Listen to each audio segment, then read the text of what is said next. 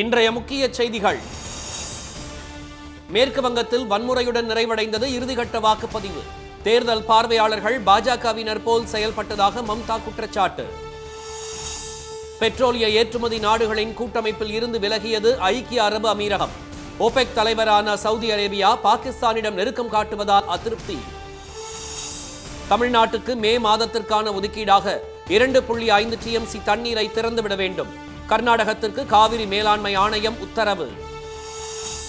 அணு ஆயுத ஒழிப்பு ஒப்பந்தத்தில் ஈரான் கையெழுத்திட அமெரிக்கா நிர்பந்தம். துப்பாக்கியுடன் நிற்கும் புகைப்படத்தை பகிர்ந்து ட்ரம்ப் எச்சரிக்கை.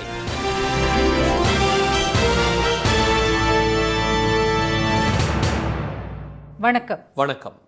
மேற்கு வங்கத்தில் கலவரம் வன்முறைகளுக்கிடையே நடைபெற்ற இறுதிக்கட்ட வாக்குப்பதிவில் 90% அதிகமான வாக்குகள் பதிவாகியுள்ளன. 294 சட்டப்பேரவை தொகுதிகளை கொண்ட மேற்கு வங்கத்தில் கடந்த 23ஆம் தேதி நடைபெற்ற முதல்கட்ட தேர்தலில் 152 தொகுதிகளில் வாக்குப்பதிவு நடைபெற்றது. அதில் 93.2% வாக்குகள் பதிவானது. இதையடுத்து எஞ்சிய 142 தொகுதிகளில் இன்று வாக்குப்பதிவு நடைபெற்றது. கொல்கத்தா, ஹவுரா, ஹூக்லி, நாடியா, தெற்கு 24 பர்கானாஸ், வடக்கு 24 பர்கானாஸ் உள்ளிட்ட மாவட்டங்களில் நடைபெற்ற இந்த இறுதிக்கட்ட வாக்குப்பதிவில் காலையில் இருந்தே வாக்காளர்கள் ஆர்வமுடன் தங்களது ஜனநாயக கடமையை நிறைவேற்றினர். ஹவுரா தொகுதியில் கொட்டும் மழையையும் பொருட்படுத்தாது ஏராளமானோர் குடை பிடித்தபடியே வாக்களித்தனர். அன்னை தெரேசா ஆசிரமத்து அருண் சகோதரிகளும் ஆர்வத்துடன் திரண்டு வந்து வாக்களித்தனர்.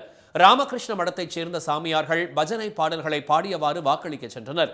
இவை ஒருபுறம் இருக்க, சாப்ரா தொகுதிக்குட்பட்ட ஹத்ரா பஞ்சாயத்தில் வாக்குச்சாவடிக்குள் நுழைந்த கும்பல் ஒன்று அங்கிருந்தவர்களை தடிகள் மற்றும் ஆயுதங்களால் தாக்கியது. இதில் பாஜக முகவர் ஒருவரின் மண்டை உடைந்தது. ஹவுரா தொகுதிக்குட்பட்ட வாக்குச்சாவடியில் இரு பிரிவினர் மோதிக்கொண்டதால் பதற்றம் ஏற்பட்டது. இதையடுத்து துணை ராணுவ படையினர் மோதலில் ஈடுபட்டவர்களை தடியடி நடத்தி விரட்டியடித்ததுடன் குண்டுகட்டாக தூக்கிச் சென்றும் அகற்றினார்கள். தாம் போட்டியிடும் பபானிபூர் தொகுதியில் உள்ள பல வாக்குச்சாவடிகளுக்கு நேரில் சென்று பார்வையிட்ட முதலமைச்சர் செல்வி மம்தா பானர்ஜி, இந்த தேர்தலில் மத்திய படைகளும் தேர்தல் பார்வையாளர்களும் பாஜகவின் ஏவல் படியே செயல்படுவதாக சாடினார். ஆனால் மக்கள் அந்த கட்சியை நிராகரிப்பார்கள் என்றும் அவர் கூறினார். பபானிபூர் தொகுதியில் செல்வி மம்தா பானர்ஜியை எதிர்த்து போட்டியிடும் பாஜக வேட்பாளரும் எதிர்க்கட்சி தலைவருமான திரு சுவேந்து அதிகாரி வாக்குச்சாவடிகளுக்கு சென்றபோது அங்கிருந்தவர்கள் அவருக்கு எதிராக முழக்கங்கள் எழுப்பியதால் பரபரப்பு நிலவியது.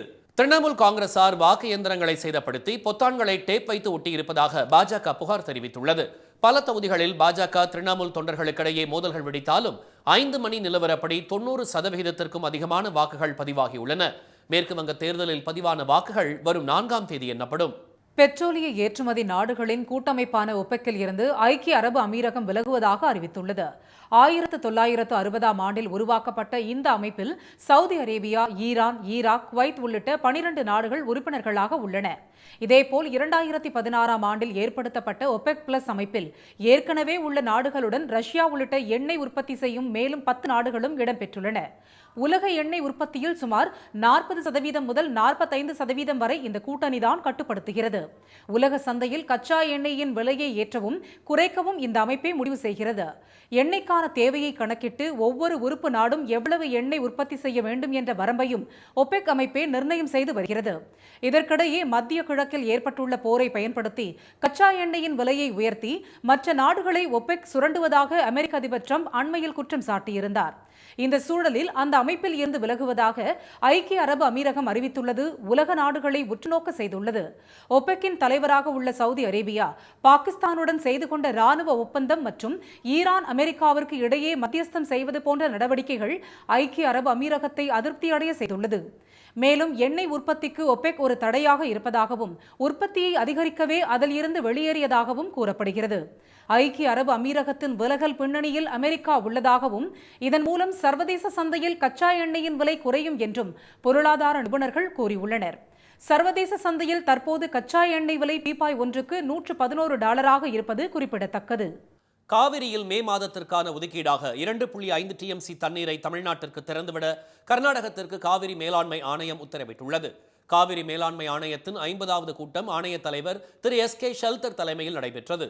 தமிழ்நாடு அரசு சார்பில் நீர்வளத்துறை செயலாளர் திரு ஜெயகாந்தன் மற்றும் காவிரி தொழில்நுட்ப குழு தலைவர் திரு சுப்பிரமணியம் ஆகியோர் பங்கேற்ற நிலையில் கர்நாடகம், கேரளம் மற்றும் புதுச்சேரி மாநில பிரதிநிதிகளும் கலந்து கொண்டனர்.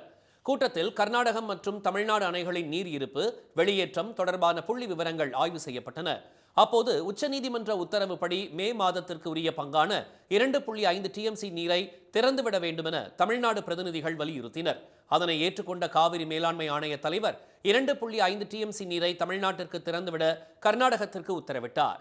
தமிழ்நாடு, கேரளா, புதுச்சேரியில் சட்டப்பேரவை தேர்தல் முடிந்து மே 4ஆம் தேதி வாக்குகள் எண்ணப்படும் நிலையில் தேர்தல் முடிவுகள் வெளியாவதற்கு முன் காவிரி மேலாண்மை ஆணைய கூட்டத்தை நடத்தக்கூடாது என அரசியல் கட்சியினர், விவசாயிகள் சங்கத்தினர் எதிர்ப்பு தெரிவித்த நிலையிலும் இன்று திட்டமிட்டபடி கூட்டம் நடத்தி முடிக்கப்பட்டுள்ளது.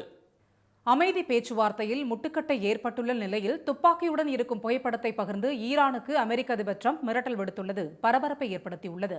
அணு ஆயுதத்தை ஈரான் முற்றிலும் ஒழிக்க வேண்டும் என வலியுறுத்தி வரும் அமெரிக்கா மற்றும் இஸ்ரேல் நாடுகள் கடந்த பிப்ரவரி 28ஆம் தேதி அந்நாட்டின் மீது தாக்குதல் நடத்தின. இதற்கு பதிலடியாக சர்வதேச நீர்வழி தடமான ஹோர்முஸ் நீரிணையை ஈரான் மூடியது.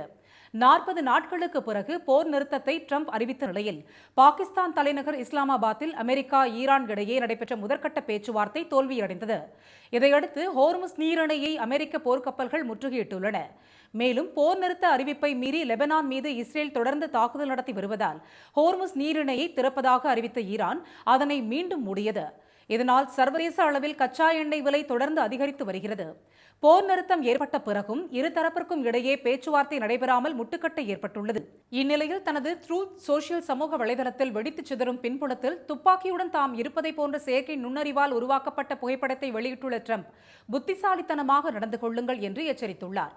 இந்நிலையில் அணு ஆயுத ஒழிப்பு ஒப்பந்தத்தில் ஈரானை கையெழுத்திட நிர்பந்திக்கும் வகையில் ஹோர்முஸ் நீரிணை மற்றும் ஈரான் துறைமுகங்களை நீண்ட காலத்திற்கு முற்றுகையிட தயாராக இருக்குமாறு தேசிய பாதுகாப்பு படை அதிகாரிகளுக்கு ட்ரம்ப் உத்தரவிட்டுள்ளதாக அமெரிக்க ஊடகம் ஒன்று தெரிவித்துள்ளது. ஈரான் நல்ல நம்பிக்கையுடன் பேச்சுவார்த்தை நடத்துவதாக தாம் நம்பவில்லை என்றும் அடுத்த 20 வருடங்களுக்கு யுரேனியம் செறிவூட்டுவதை அந்நாடு நிறுத்தும் வகையில் முற்றுகை இருக்க வேண்டும் என்றும் அவர் வலியுறுத்தியுள்ளதாக கூறப்பட்டுள்ளது. இதனிடையே ஈரான் போரில் அமெரிக்க படைகளுக்கு ஏற்பட்டுள்ள சேதங்கள் குறித்து உண்மையான தகவல்கள் ட்ரம்பிடம் தெரிவிக்காமல் பாதுகாப்புத்துறை அமைச்சர் பீட் ஹெக்சேத் மறைத்துவிட்டதாக துணை அதிபர் JD வான்ஸ் குற்றம் சாட்டியுள்ளார். இதனால் அமெரிக்காவின் ராணுவ தளவாடங்களுக்கு தட்டுப்பாடு ஏற்படும் சூழல் ஏற்பட்டுள்ளதாக அவர் அச்சம் தெரிவித்துள்ளார். இந்நிலையில் ஈரான் போர் குறித்து பீட் ஹெக்சேத்திடம் அமெரிக்க நாடாளுமன்றத்தில் உறுப்பினர்கள் சரமாரியாக கேள்வி எழுப்ப உள்ளதாக தகவல்கள் வெளியாகியுள்ளன. வெறுப்பு பேச்சுகளை கட்டுப்படுத்தவும் நடவடிக்கை எடுக்கவும் போதிய சட்டங்கள் உள்ளதால் புதிய சட்டங்களை இயற்ற உத்தரவிட முடியாது என்று உச்சநீதிமன்றம் தீர்ப்பளித்துள்ளது. வெறுப்பு பேச்சுகள் தொடர்பாகவும் புதிய வழிகாட்டு நெறிமுறைகளை வகுக்க கோரியும் 2020ஆம் ஆண்டு உச்சநீதிமன்றத்தில் தொடரப்பட்ட வழக்குகளை விசாரித்த நீதிபதிகள் திரு விக்ரம் நாத், திரு சந்தீப் மேத்தா அமர்வு 2023ஆம் ஆண்டு இடைக்கால உத்தரவு பிறப்பித்தது. அதில் வகுப்புவாத வெறுப்பை தூண்டும் மற்றும் மத உணர்வுகளை புண்படுத்தும் பேச்சுகள் தொடர்பாக முறையான புகாருக்காக காத்திருக்காமல் காவல்துறையே தாமாக முன்வந்து முதல் தகவல் அறிக்கைகளை பதிவு செய்ய வேண்டும் என்று உத்தரவிட்டிருந்தது. இந்த உத்தரவு பின்பற்றப்படவில்லை என்று கூறி நீதிமன்ற அவமதிப்பு மனுக்களும் தாக்கல் செய்யப்பட்டன. இவை தொடர்பான விசாரணைகள் நிறைவடைந்து கடந்த ஜனவரி மாதம் தேதி குறிப்பிடாமல் தீர்ப்பு ஒத்திவைக்கப்பட்டிருந்தது. இந்த வழக்கில் இன்று தீர்ப்பு வழங்கிய நீதிபதிகள் வெறுப்பு பேச்சுகளை கட்டுப்படுத்தவும் நடவடிக்கை எடுக்கவும் போதிய சட்டங்கள் ஏற்கனவே உள்ளதாகவும் அவற்றை நடைமுறைப்படுத்துவதில்தான் குறைபாடுகள் உள்ளதாகவும் தெரிவித்தனர். சட்டங்களை உருவாக்குவது நாடாளுமன்ற சட்டமன்றத்தின் அதிகார வரம்பிற்குள்ளானது என்று நீதிபதிகள் சுட்டிக்காட்டினர். இந்த விவகாரத்தில் அரசியலமைப்பு நீதிமன்றங்கள் சட்டத்தை விளக்கலாம், ஆனால் சட்டத்தை இயற்றும்படி கட்டாயப்படுத்த முடியாது என்று நீதிபதிகள் தெளிவுபடுத்தினர். BNSS சட்டத்தின் கீழ் வெறுப்பு பேச்சுகள் மீது நடவடிக்கை எடுக்க உரிய சட்ட பிரிவுகள் உள்ளதாகவும் சட்ட ரீதியான வெற்றிடம் எதுவும் இல்லை என்றும் அவர்கள் தெரிவித்தனர். வழிகாட்டுதல்களை நாங்கள் வழங்க மறுத்தாலும் வெறுப்பு பேச்சுகள் சகோதரத்துவத்தையும் அரசியலமைப்பு ஒழுங்கையும் நேரடியாக பாதிப்பதாக நீதிபதிகள் தெரிவித்தனர். எனினும் இதனை கட்டுப்படுத்துவது தொடர்பாக சட்டத்தில் திருத்தம் கொண்டு வருவது மத்திய மாநில அரசுகளின் அதிகார வரம்பிற்கு உட்பட்டது என்று கூறிய நீதிபதிகள் வெறுப்பு பேச்சை கட்டுப்படுத்த புதிய சட்டங்கள் இயற்ற கோரிய பொதுநல மனுவை தள்ளுபடி செய்தனர். இனி வருவது செய்தித் துளிகள். மகாராஷ்டிராவில் வரும் 1ஆம் தேதி முதல் ஆட்டோ டாக்ஸி ஓட்டுநர்களுக்கு மராத்தி மொழி கட்டாயமாக்கப்பட்டுள்ளது. புலம்பெயர்ந்த ஆட்டோ ஓட்டுநர்கள் இதற்கு கடும் எதிர்ப்பு தெரிவித்த போதிலும் உள்ளூர்வாசிகள் இந்த உத்தரவுக்கு பெரும் வரவேற்பு அளித்துள்ளனர். மொழி தெரியாதவர்களுக்கு வட்டார போக்குவரத்து அலுவலகங்களில் பயிற்சி அளிக்கப்படும் என தெரிவித்துள்ள அம்மாநில அரசு ஓட்டுநர் உரிமம் புதுப்பிக்கும் போது பயிற்சி முடித்ததற்கான சான்றிதழை வழங்க வேண்டும் என்றும் உத்தரவிடப்பட்டுள்ளது. மேற்குவங்க மாநிலத்தில் மீண்டும் திரிணாமுல் காங்கிரஸ் கட்சி ஆட்சியை கைப்பற்றினால் பிரதமர் பதவியில் இருந்து திரு மோடி விலக தயாரா என அந்த கட்சியின் MP திரு டெரிக் ஓ பிரையன் சவால் விடுத்துள்ளார். அவர் இன்று விடுத்துள்ள எக்ஸ் பதிவில், வரும் 4ஆம் தேதி செல்வி மம்தா பானர்ஜியும் திரிணாமுல் காங்கிரசும் வெற்றி பெறும் போது பிரதமர் பதவியை ராஜினாமா செய்யுங்கள் என்றும் அதற்கான தைரியம் உங்களிடம் உள்ளதா என சவால் விடுத்தார். டெல்லியில் மகளிர் இடஒதுக்கீடு மசோதாவை உடனே நிறைவேற்ற கோரி காங்கிரஸ் கட்சியினர் போராட்டத்தில் ஈடுபட்டனர். சிவில் லைன் பகுதியில் ஆர்ப்பாட்டத்தில் ஈடுபட்ட மகிழா காங்கிரஸ் கட்சியினர் மத்திய அரசுக்கு எதிராக முழக்கங்களை எழுப்பினர்.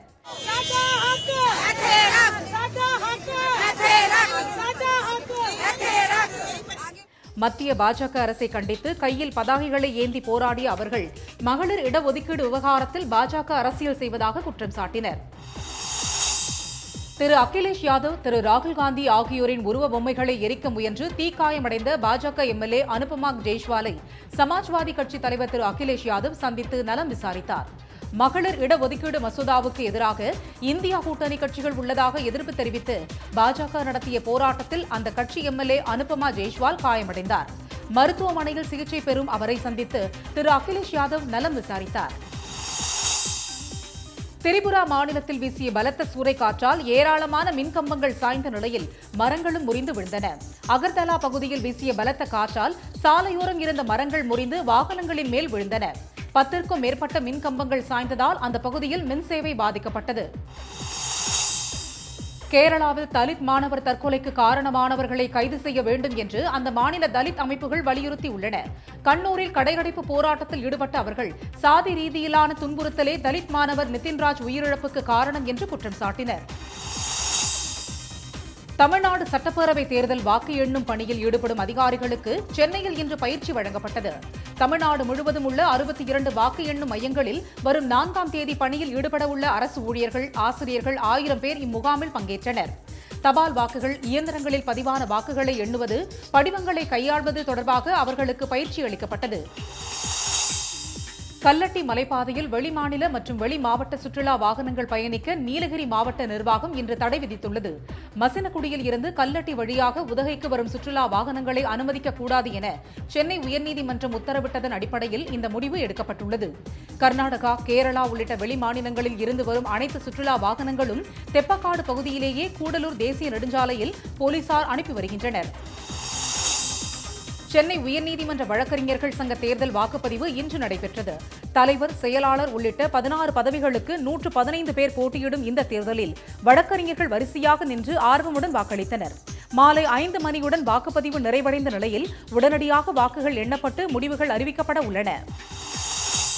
துறையூர் அருகே கிழக்குவாடியில் சாலையோர பள்ளத்தில் ஆம்னி பேருந்து கவிழ்ந்த விபத்தில் 26 பேர் காயமடைந்தனர். சிதம்பரத்தில் இருந்து கோவை நோக்கி 36 பயணிகளுடன் சென்ற பேருந்தே கட்டுப்பாட்டை இழந்து விபத்தில் சிக்கியது. பேருந்தில் பயணித்த இளைஞர்கள் பின்பக்க கண்ணாடியை உடைத்து பயணிகளை பத்திரமாக மீட்டனர். 11 பெண்கள் உட்பட காயமடைந்த 26 பேரும் துறையூர் அரசு மருத்துவமனையில் சேர்க்கப்பட்டனர். தமிழ்நாடு சட்டப்பேரவை தேர்தல் வாக்கு எண்ணிக்கை தொடர்பான கண்காணிப்பு பணிக்காக 234 தொகுதிகளுக்கும் தலா ஒரு பார்வையாளரை தேர்தல் ஆணையம் நியமித்துள்ளது.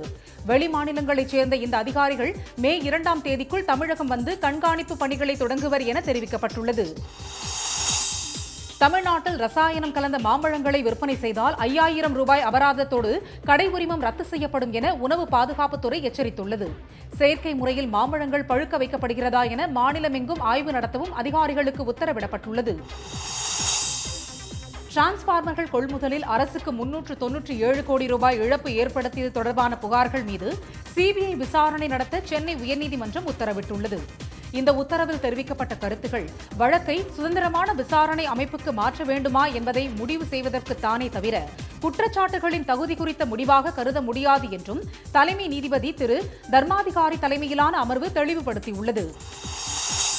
ராமேஸ்வரத்தில் ராமநாத சுவாமி கோயில் யானை ராமலட்சுமி தகிக்கும் கோடை வெப்பத்தை தாங்க முடியாமல் ஆனந்தமாக தண்ணீர் தொட்டியில் குளியல் போட்டு மகிழ்ந்தது. தன் தும்பிக்கையால் உடல் முழுவதும் தண்ணீரை பீச்சி அடித்த அந்த யானை ஷவர் பாத் எடுத்து ஜாலியானது.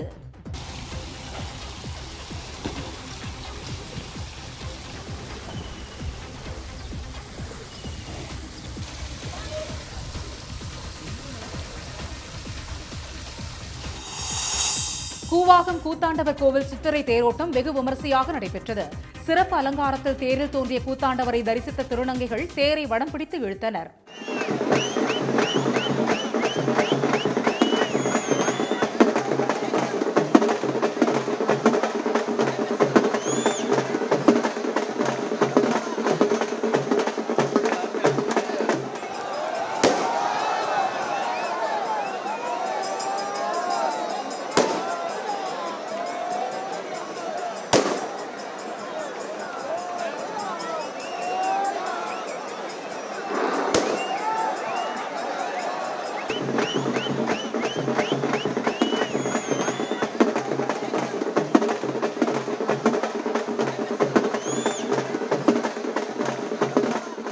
காய் கனிகள் மற்றும் சில்லறை காசுகளை தேரில் வீசி அப்பகுதி மக்கள் கூத்தாண்டவரை தரிசனம் செய்தனர்.